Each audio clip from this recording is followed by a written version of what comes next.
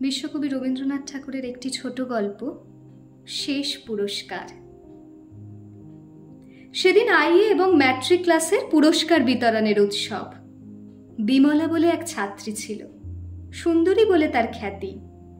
তারই হাতে পুরস্কারের ভার। চারদিকে তার ভিড় জমেছে, আর তার মনে অহংকার জমে উঠেছে খুব প্রচুর পরিমাণে। একটি মুখচোরা ভালো মানুষ ছেলে কোণে দাঁড়িয়েছিল। সাহস করে একটু কাছে এলো যেই দেখা গেল তার পায়ে হয়েছে ঘা, ময়লা কাপড়ের ব্যান্ডেজ জড়ানো। তাকে দেখে বিমলা নাক তুলে বলে, ও এখানে কেন বাপু? ওর যাওয়া উচিত হাসপাতালে। ছেলেটি মনমরা হয়ে আস্তে আস্তে চলে গেল। বাড়িতে গিয়ে তার স্কুল ঘরের কোণে বসে কাঁদছে। জলখাবারের থালা হাতে তার দিদি এসে বললে, ও কি হচ্ছে জগদীশ, কাঁদছিস কেন? তখন তার অপমানের কথা শুনে মৃণালিনী রাগে জ্বলে উঠল। বললে, ওর বড় রূপের অহংকার। একদিন ওই মেয়ে যদি তোর এই পায়ের তলায় এসে না বসে, তাহলে আমার নাম মৃণালিনী নয়। এই গেল ইতিহাসের প্রথম অধ্যায়। দিদি এখন ইন্সপেক্ট্রেস অফ স্কুলস, এসেছেন পরিদর্শন করতে। তিনি তার ভাইয়ের এই দুঃখের কাহিনী মেয়েদের শোনালেন। শুনে মেয়েরা ছিছি করে উঠল। বললে, কোনো মেয়ে কখনো এমন নিষ্ঠুর কাজ করতে পারে না, তা সে যত বড় রূপসী হোক না কেন। মৃণালিনী মাসি বললেন, জগতে যা সত্য হওয়া উচিত নয়, তাও কখনো কখনো সত্য হয়। আজ আবার পুরস্কার বিতরণের উৎসব। আরম্ভ হবার কিছু আগেই মৃণালিনী মাসি মেয়েদের জিজ্ঞাসা করলেন, আচ্ছা, সেদিন সেই যে ভালো মানুষ ছেলেটিকে অপমান করে বিদায় করা হয়েছিল, সে আজ কি হলে তোমরা খুশি হও? কেউ বললে কবি, কেউ বললে বিপ্লবী। বাইরে থেকে নিমন্ত্রিত একটি মেয়ে বললে হাইকোর্টের জজ।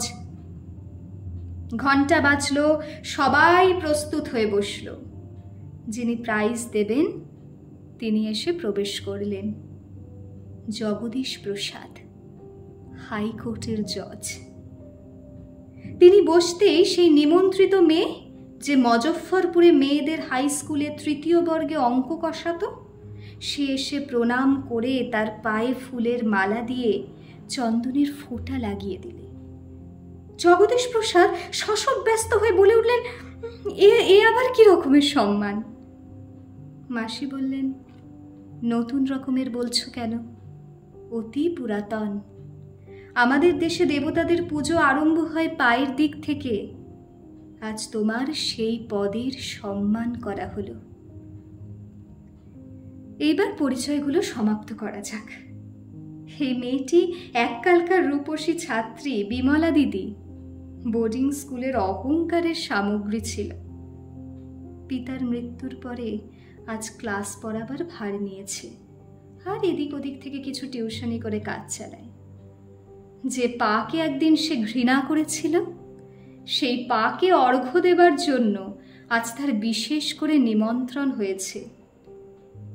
মৃণালিনী মাসি, সেই সেদিনকার দিদি, আর সেই তার ভাই জগদীশ প্রসাদ, হাইকোর্টের জজ।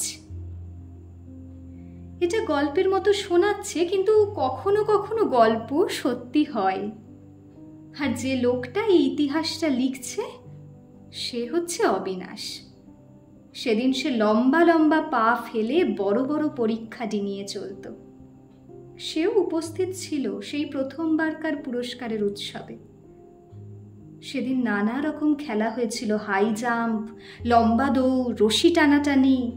তার মধ্যেই অবিনাশ আবৃত্তি করেছিল রবি ঠাকুরের পঞ্চ নদীর তীরে।